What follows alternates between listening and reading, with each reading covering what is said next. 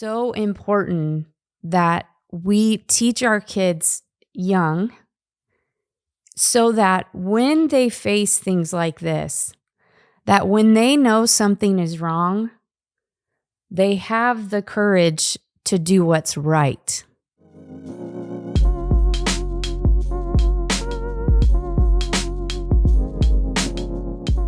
Welcome to the Maven Parent Podcast. Now, we at Maven are really passionate about helping equip the next generation. And so part of equipping the next generation means that we also equip the people who are equipping the next generation. This means we do a lot with parents.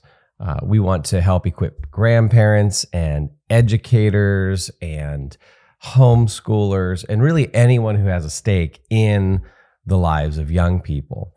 And so that's why the Parent Podcast is so important for us, and why we put a lot of effort and work into it. And this is why we do the Maven Conference. The Maven Conference is happening in less than a month on March 18th and 19th, with a special pre-conference event on March 17th. I would encourage you folks, even if you're out of town, even if you're not in Southern California. The conference is in Southern California every year, but it is worth traveling in for. In fact, we do have people who are traveling in. This year, we have people who have registered from other states. I think it'll be well worth your time. You'll love not only all the equipping that you'll get, but you'll also love the fellowship with like-minded people. So go to mavenconferences.com, get information about the Maven Conference. That's one of our huge events. Well, that is our flagship event, if you will. Would love to see you there and have you come up, introduce yourself. But so the podcast is about equipping parents, and we are going to hit on a topic today that is a topic I think we've already hit on, but we're going to have to just regularly deal with this because this is front and center in the cultural challenges out there in the cultural conversation. It is the issue of transgender ideology and dealing with the claims about gender ideology, gender identity in our culture. And so we've got a number of items that have been in the news just this week, and some personal conversations that we've had within the last couple of weeks that really, I think, got us thinking, all right, we need to hit this. We need to cover this because parents particularly are dealing with this sometimes day in and day out. So that will take us right to the first story, which probably a lot of people have heard about. And this is the story of Lia Thomas. Lia Thomas is a collegiate swimmer at Penn State. If you haven't been following it, Lia Thomas is a biological male who actually swam for Penn State for the first 3 years of his collegiate career and then transitioned. And I believe Lia is 22 now in his senior year, but first 3 years swam at Penn as a male and then transitioned to a female and is now swimming for the female team.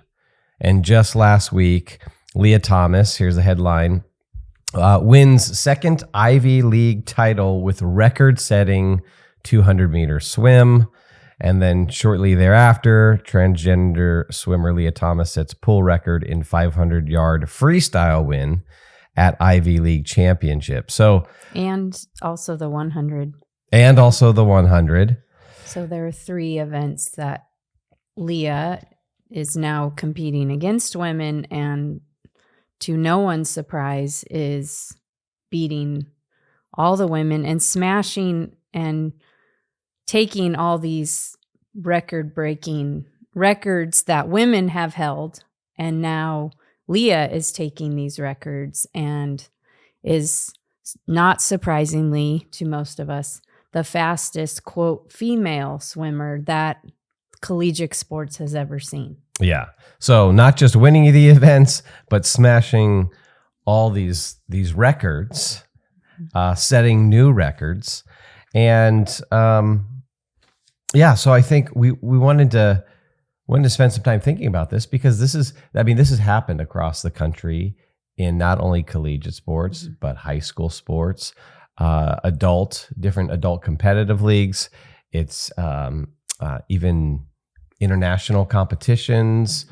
The Olympic Committee, I don't even know where the Olympic Committee stands on all that. It's hard to keep up.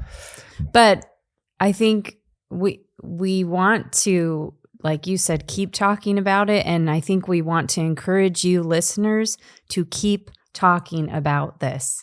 And I would even say, as long as your kids aren't 3 or 4 years old, they wouldn't understand what was going on. If your kids are old enough to understand, men and women and sports, maybe they're in sports themselves, I would talk to them about this story. I wouldn't avoid it.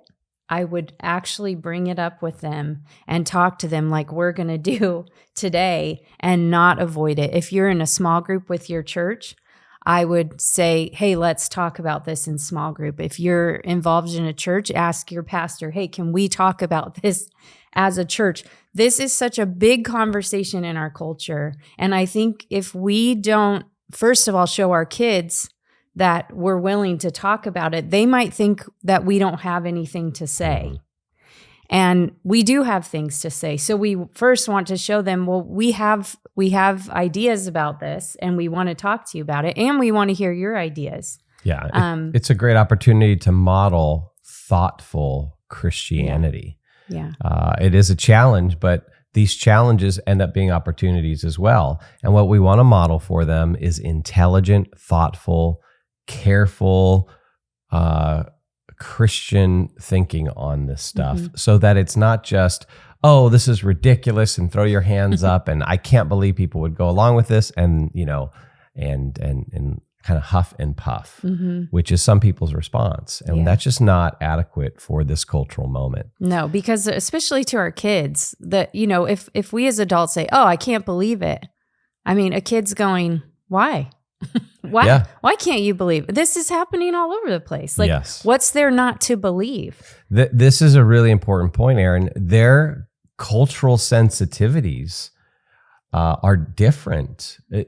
If they have been kind of soaking in the culture for a little bit, if they are at school, whether it's public or private, young people are talking about this all the time. If they're on social media, if they're watching movies, TV shows, streaming services, whatever. Their cultural sensitivities are being shaped just by their exposure to this.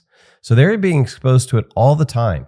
So if you just kind of huff and puff to your high schooler, they're going to sit there and maybe they won't say it. Yeah. But they're going to be like, well, like all of my friends think this is okay. And there's going to be some internal conflict. So we want to say, hey, let's get this out on the table. Let's talk about this stuff. And so with this issue, it might be good.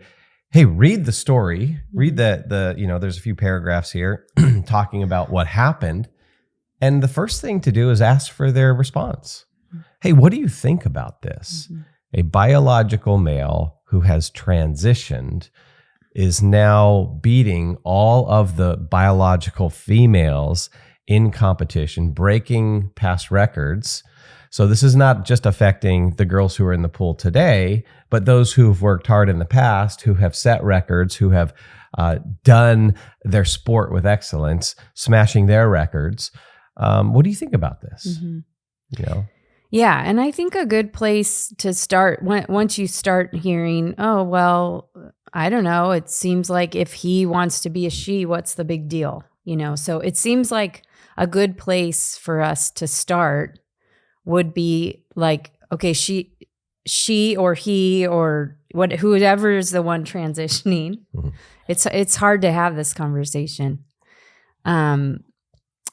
What makes a person a male or a female? Yeah. And then this idea of transitioning. Okay, what does that mean? So we're going to have to start with our kids of even making them, if they have strong opinions on it, or maybe they don't, but even saying, okay, so what is a male? What is a female? Yeah. And then how does one transition or change into the other one?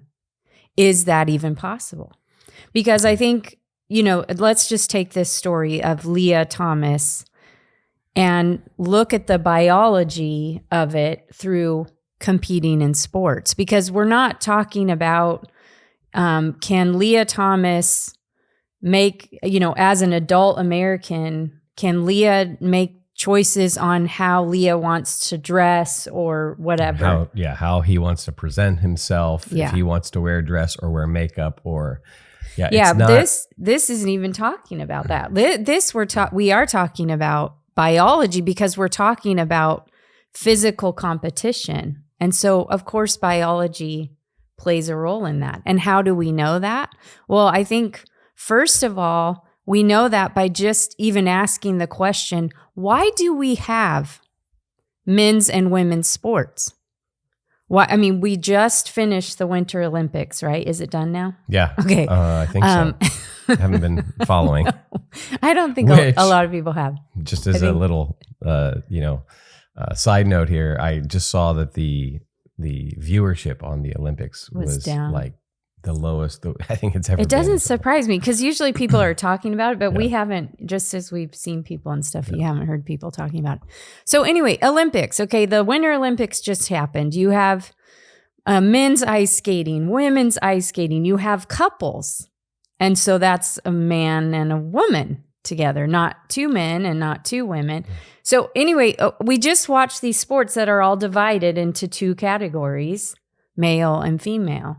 So why did this whole female sports thing even start? And really, we're not even talking about ancient history. Like in the United States, women's sports has really been something that's been a big part of the culture since about the 70s, is when then you started having Title IX and you started having schools required to include women sports into their programs. Yeah. But why? If there really is no biological difference, why do we even have the distinction in the first place? Yeah. It's because it was common sense that men and women are different biologically. They're different physically. So you're saying you didn't even have to study biology. You don't have to be a scientist on this one. Yeah. And, I think sometimes what we have to do is we need to help restore our confidence in common sense with one another, because you're going to hear all kinds of arguments against it that can knock the common sense out of you.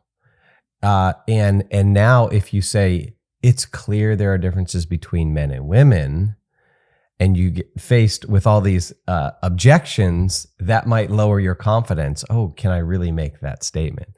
I want to say, no, it is common sense. It's it's self-evident. You just look at men and women, you observe them for a little bit, and you will come to the conclusion, you should come to the conclusion, that there are clear physical and biological differences. And this is where we would say one of the reasons we have men's and women's sports is because we see the difference in physical strength between men and women. This goes deep into our physical makeup. It's not just genitalia, which is often how people in the culture who are proponents of transgender ideology, they try to minimize it. Yeah, because say it's not just what's between your legs that makes a man and woman. Right.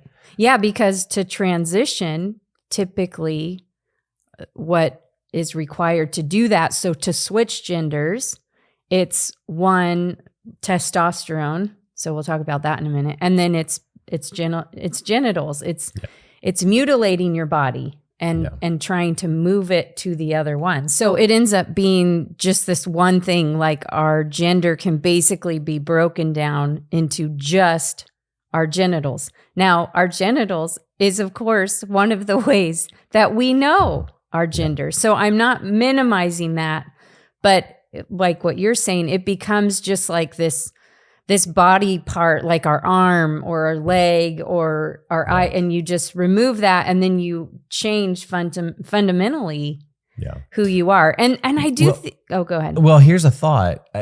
okay, so there's this reducing it to, or saying if you hold to male female distinction that you've simply reduced it to what's between the legs is the phrase that I've heard, just the genitalia. And we wouldn't want to reduce men and women to simply their genitalia, which is true. So there's a partial truth here. It would be dehumanizing to look at a woman and just say she's basically her genitalia, or look at a man and basically say he's just his genitalia. Yeah, that would be dehumanizing. So it plays off of something that is partially true. But then also minimizes it.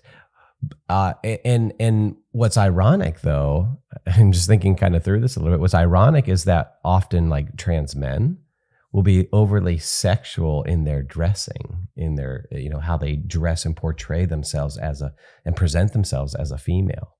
But there's a partial truth there that I think hits people. Yeah, we can't reduce people simply to what's between their legs. Well, yeah, but it's so much deeper than that. Yeah. And we need to think more carefully about what it means to be male and female. Yeah, and this is where not only our theology, but the study of biology is helpful too, because like you said, it is just apparent. We do this every day as we go around our lives. We're looking around and we see male, female, male, female. We can recognize it. But the study of biology tells us even more about our design and our uniqueness. Yeah. And what you're saying about, the reason we created women's sports is to create a level playing field for women so that we can participate in sports in a level playing field against other women, not against men, because men have a physical advantage. And it's not just testosterone, although that is a big part. But when you look at the human body, not only do men have more testosterone, they have a bigger wingspan. Their heart size is bigger. Their lung capacity is bigger. Their bone density is more than women.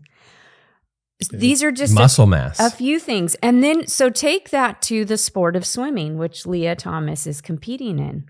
Well, Lia's wingspan is, you see him standing there with the other female swimmers who are all women. And it is so obvious that he has an advantage especially in the swimming pool. I swam in high school. Everyone knows if you have a longer wingspan, you have an advantage. Now, it's more of a level playing field where you're competing against other women. And of course, women and our bodies are different. We'll have advantages in sports, on certain sports, depending on our body makeup. Well, that's okay. It seems to me, what else are you going to do? You can't say, okay, if you're 6 foot, then all these women can compete in that. The way to make a level playing field is by gender. Yeah.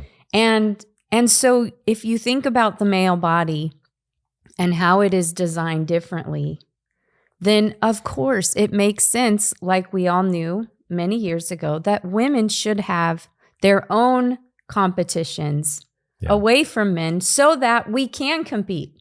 Because otherwise, we will once again go back to the time where only men will compete in sports because men will dominate in the pool, on the basketball court, you name it. And women will just be erased from any type of competition. Yeah, here's a reflection question, I think, for those of you who are listening.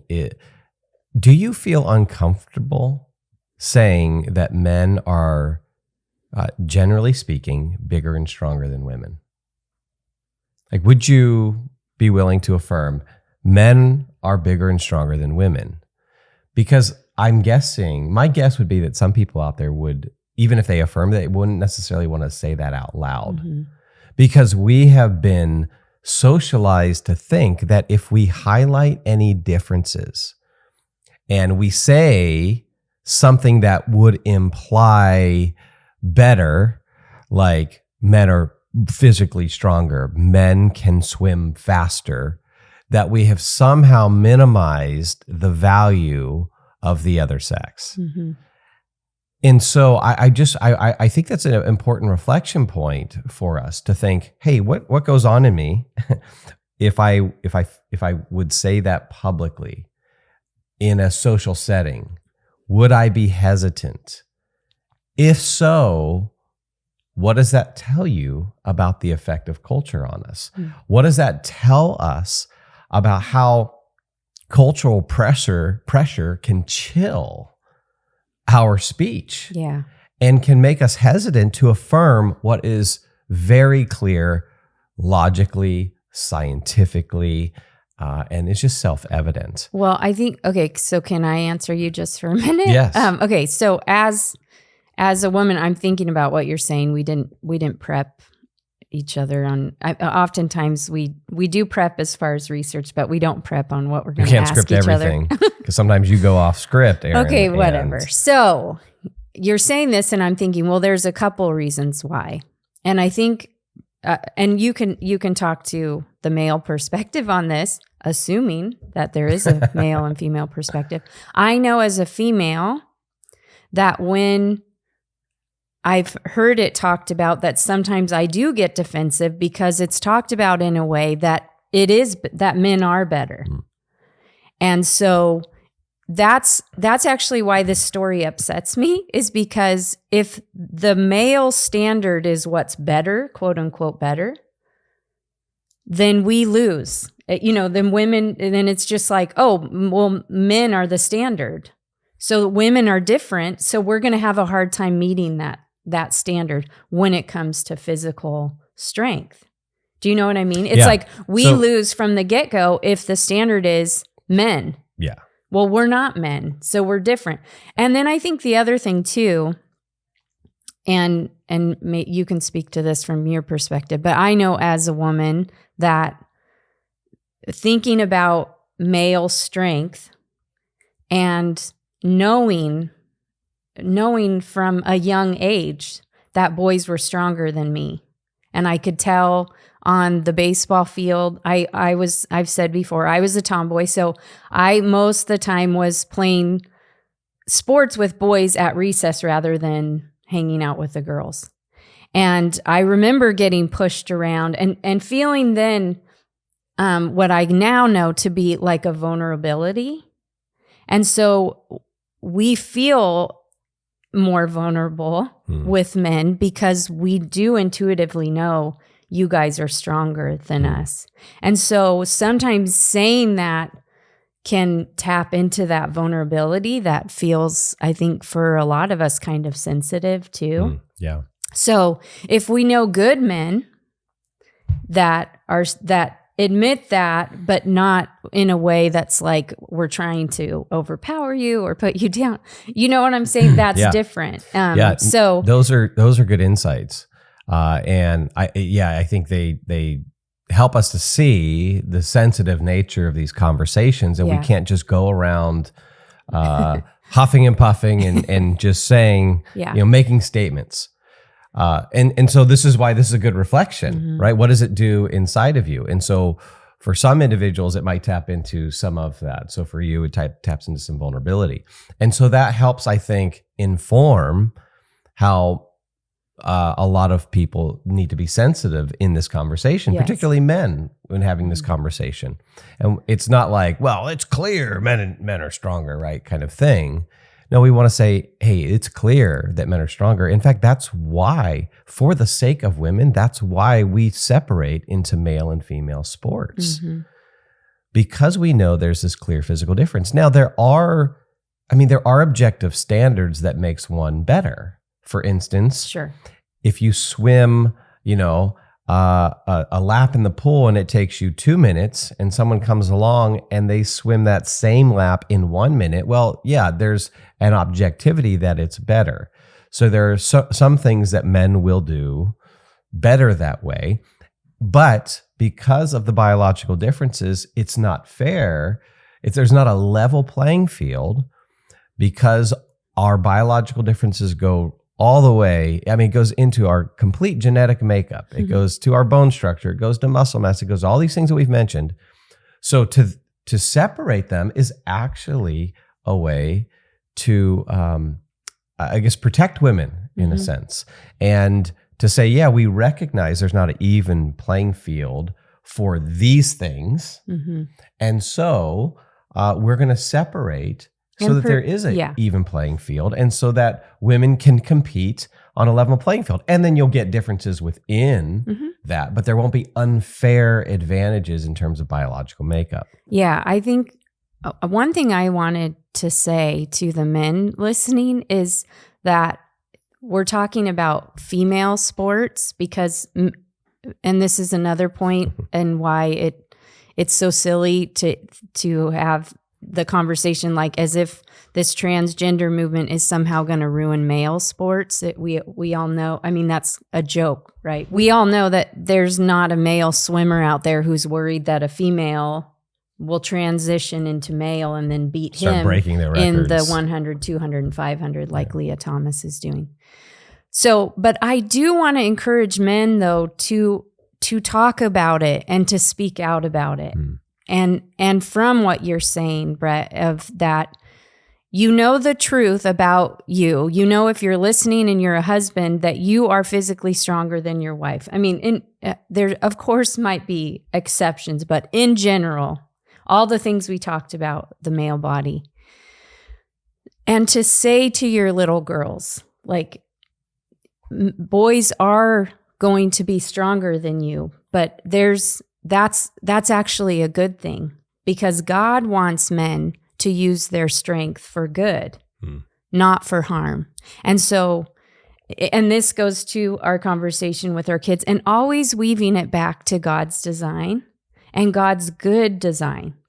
And so I think women need to be talking about this with other women and men too, and explaining our perspective.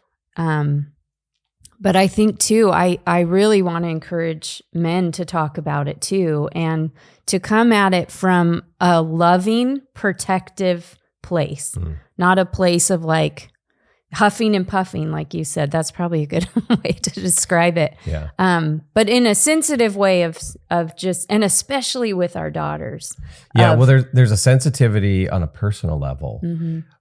There's a level of courage kind of on a social level that's needed as well. So it's, there's a tenderness with aspect to this issue, but there's also a toughness that needs to come with this issue. So I'm just thinking, let's say, because some people might be thinking, okay, well, I can't do anything about Penn State University, right? And I live on the other side of the country and I don't have kids. Right, that's true. And sometimes it's difficult when there's these national stories. You just feel a little helpless.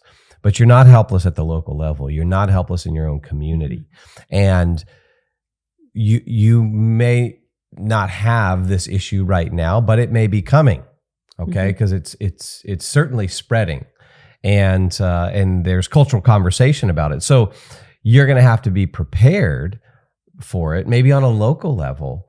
And so maybe you coach Little League, or you coach the local flag football, or you coach at a high school.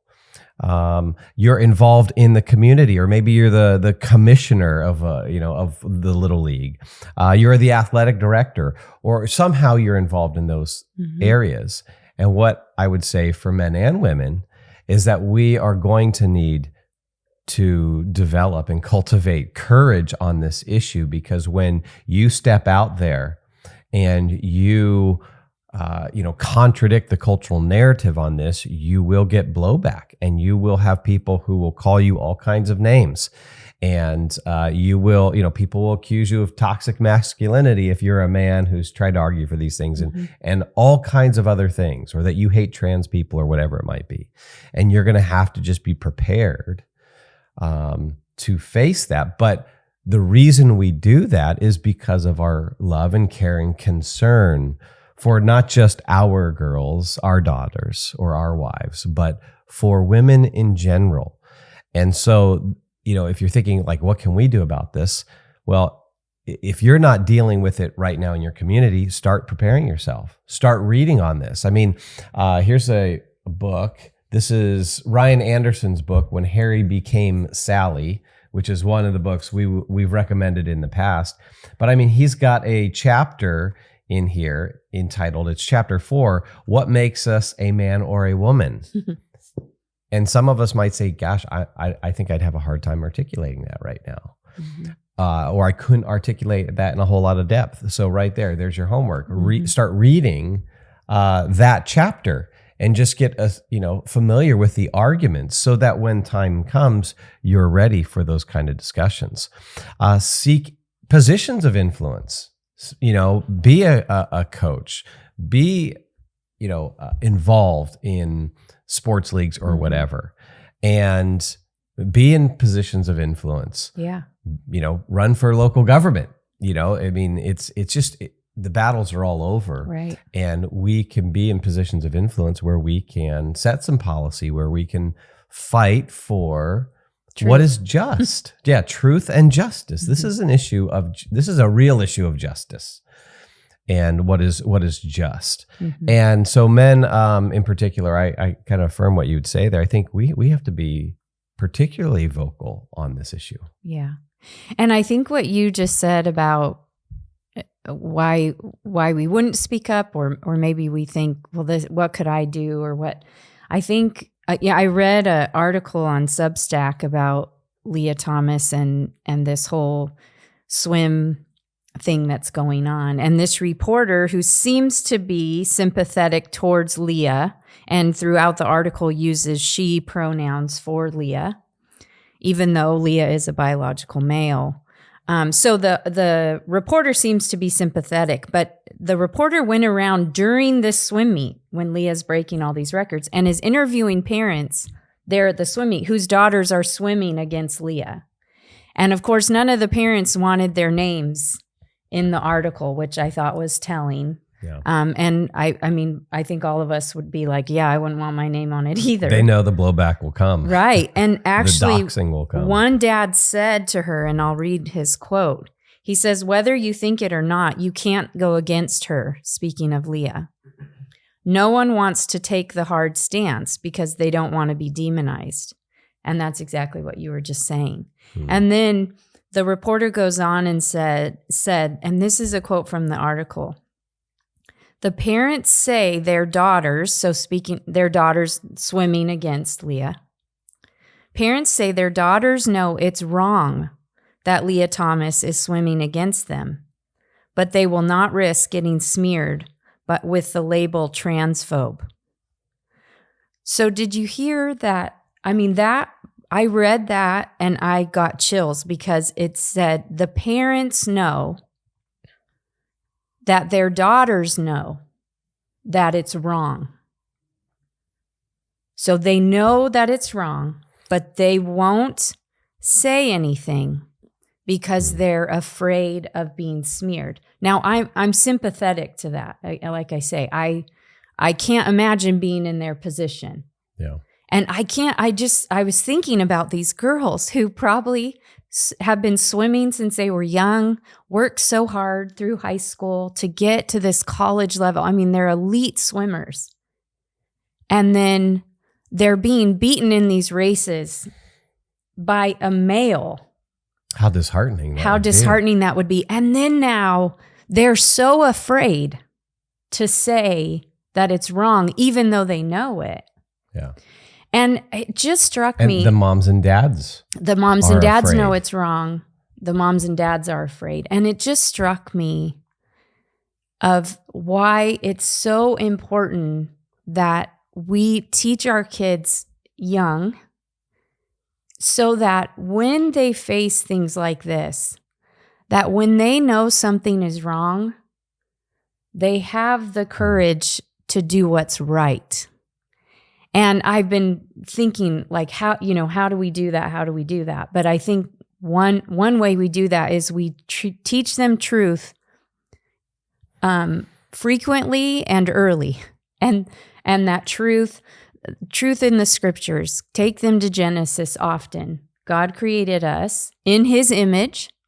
So that means Lia Thomas and every single one of us bear the image of God, and so therefore we're valuable. But then it says he created us male and female. This is one of God's fundamental truths of creation.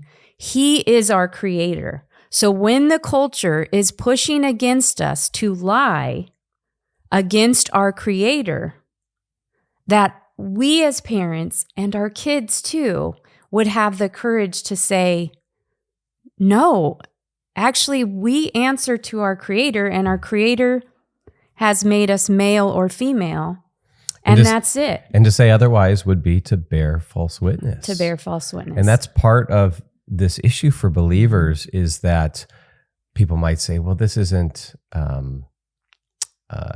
is this really worth kind of the fight? Yeah, because God's people are called to be witnesses to the truth, and that's the truth about all reality. And yeah, of course, there's maybe a hierarchy in terms of what issues are most important and significant. And this is one that we put up there pretty high because of the damage that's done to not only the people around, so these other swimmers, but also to the trans individual as well. And Ryan's book talks a lot about the damage that's done to those individuals physically and psychologically. I mean, the damage that's done to their souls. And you have this incredibly high rate of attempted suicide, 41% amongst those in the trans community. And so this is not, hey, us versus them. This is looking at all of humanity, saying when we don't live according to the design of our creator, we will not flourish. Yeah. We will actually bring harm into our lives and harm into the lives of others. But this is where we have to count the costs. And this is where I think helping our kids early on, talking to them about what it costs us to hold to the truth. What does Jesus say? John 15, Jesus talks about how the world will hate us, right? That's this idea of being demonized. The world will hate us when we stand for the truth, when we stand and bear witness to the truth of Jesus. So this is just one of many issues where the response of the world will be to suppress the truth in unrighteousness, Romans 1, right? And so the world will hate us. And then Jesus goes on to say, here's my paraphrase, right? Well, that's okay, because guess what? The world hated me first. And if you did the things of the world, if you didn't live in obedience to me, well, then the world would love you. It would embrace you as its own. But they persecute you because they persecuted me. And who was the most loving person who walked the face of the earth? Well, believers would say it was Jesus. Wait, okay, he was the most loving person, and people hated him to such the degree that they killed him. So conflict is not in opposition with loving people. That's part of loving people, is because we love them not only with gentleness and kindness and warmth and compassion, but also with the truth. And so we've got to be willing to do that. Now, I don't know what the article that you read there, I don't know when that was written. This is a recent one. Actually, we'll link to it in our show notes so people can read it for themselves. And yeah, so I don't know if the tide's turning a little bit on that, or if there's been some recent developments. But in the one article on breaking the 500-yard freestyle record, and I believe this is from the New York Post, it says 16 of Thomas's teammates wrote Penn and Ivy League officials seeking for her to be banned from the championships.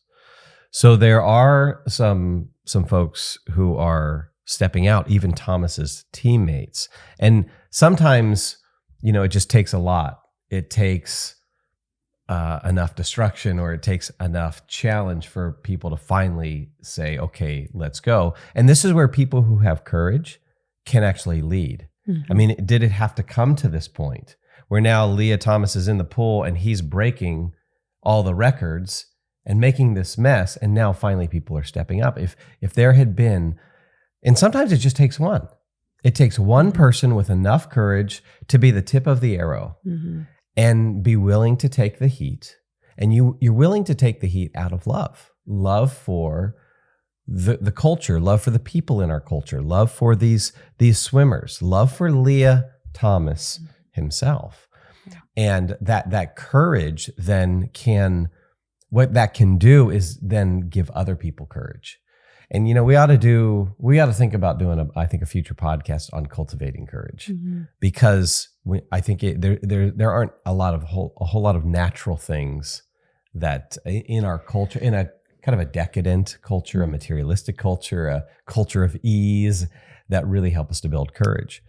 So one thing that helps us is when there is one individual who is taking the heat, and then that helps to bring courage to others around them. Yeah, I think the sad thing is that I think what finally provoked some outrage was a story about Lia Thomas walks around the women's locker room, sometimes exposing himself and to he the has girls. Male genitalia. Yeah, he hasn't removed his genitalia, and he will walk around in the locker room around the other young women. And I know as a woman myself, the thought of how violating that would feel to me.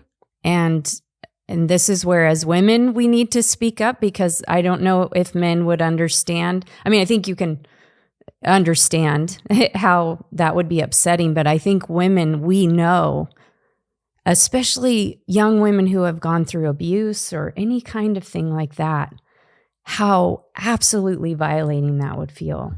And so thankfully that has sparked some, but it's only because now we have some victims here.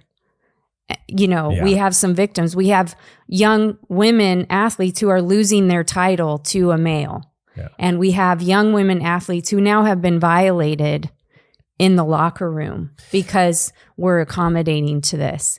And I think about the topic of courage and how, at least as parents, we can maybe help ourselves to have courage and to nurture that in our kids. I think one thing that comes to mind is this morning, I'm reading in the Old Testament in Amos, the book of Amos, and God's telling Amos to go and tell Israel the judgment that's coming.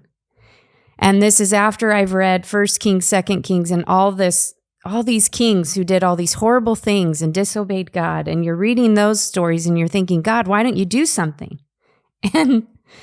And now the judgment is coming, and you read what God's going to do, and it's chilling. And so my point of that being, I think sometimes we need to remind ourselves why a fear of God is healthy, and why we need that to overcome the fear of the world. Because we serve a God who is actually in control of all of this.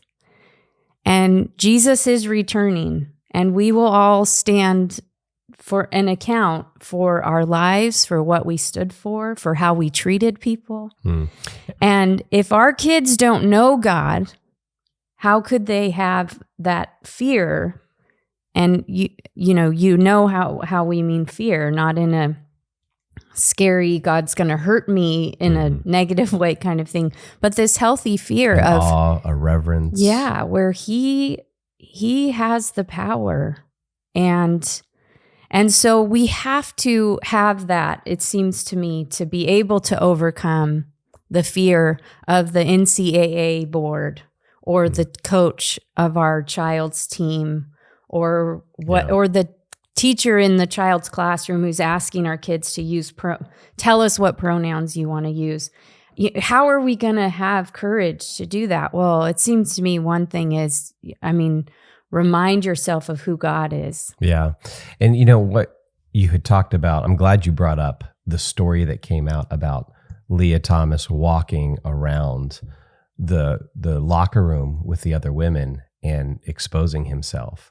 Because I think there's a healthy skepticism of media sources, right? And that's not something that came out initially, but as more truth comes out, you get the fuller picture. Yeah, okay, what you hear about is what's going on in the pool and, okay, breaking records, competing, that kind of thing.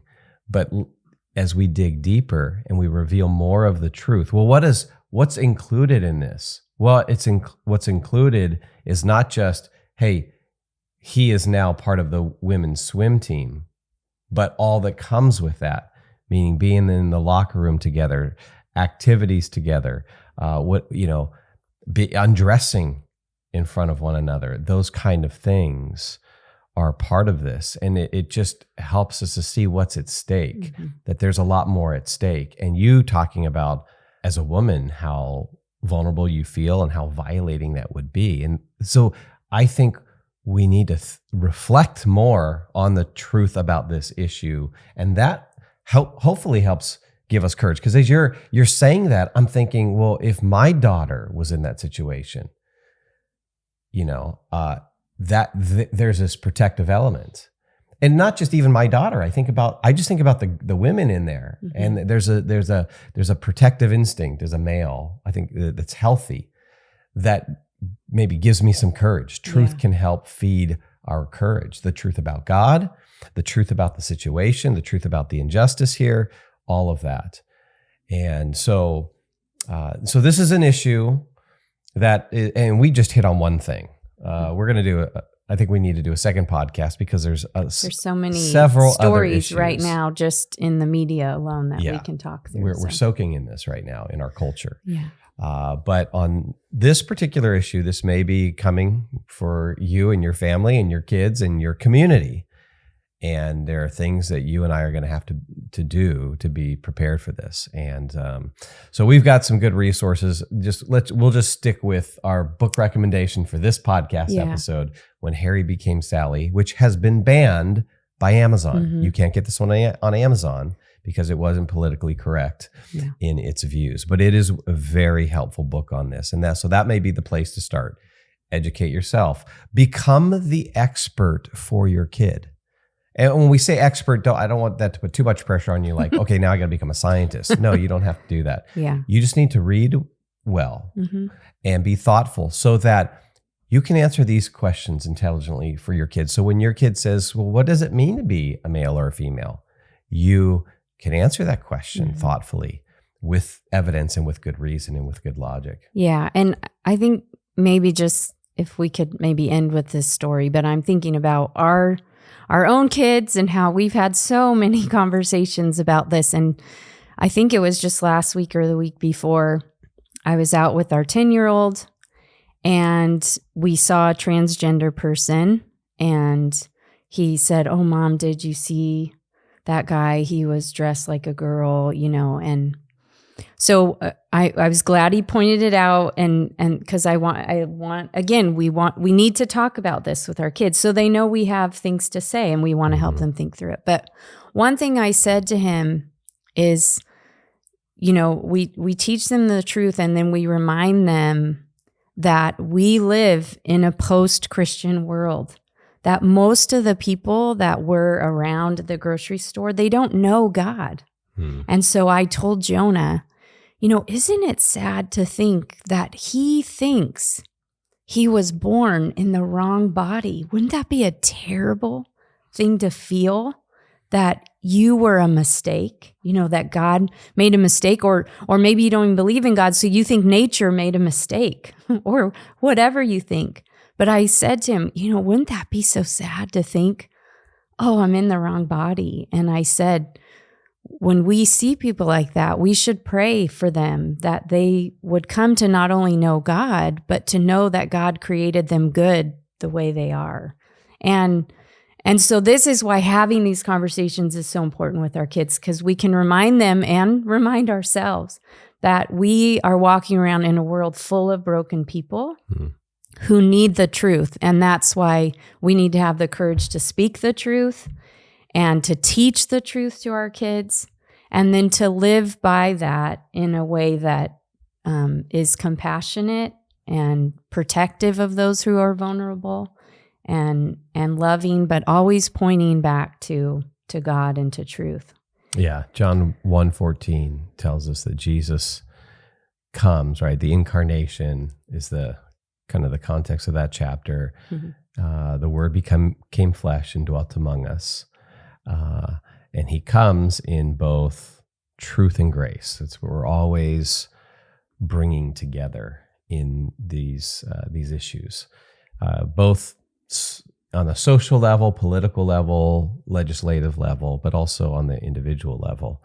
And those two things go hand in hand. And so that's what we're going to have to do on this issue. We're going to have to model it for our kids.